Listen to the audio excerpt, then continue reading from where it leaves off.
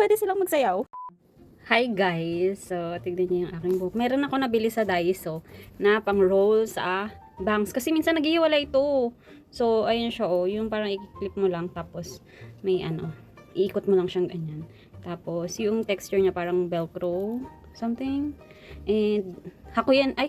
Oh yeah. Hakuyan Goray lang tong na to. Try natin. Kinakabahan ako. Kinakabahan ako sa itsura ko. Wait lang, wag niyo akong pagtawanan kapag nakita niyo yung mukha kong ewan. Pero natatawa na ako. Buksan natin. Buksan. Tanggalin natin to. Toink! Ano ba to? Parang, tignan niyo, hindi pa pantay. Hindi pa pantay, may mga mahabang sumama. Pwede silang magsayaw. Itsura ko, grabe. Tapos meron din ako nabili sa Dyson na ganito. Meron kasi, may ganito sa ang ingay pala dito. Wait lang, doon tayo sa... Meron ganito sa sa Sugi or sa mga pharmacies.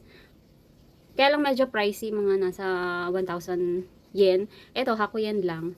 And, para siya sa bangs at saka sa mga, yung nakatutsang na, na buhok, ganyan siya. Tapos, gaganyan mo lang. Yan, para hindi gagalaw. Pero, kamusta na yung bangs ko? Nag-iwalay kasi ito palagi ayoko naman siyang palaging pinaplansya. Basta, gusto ko nakabangs. Ganyan.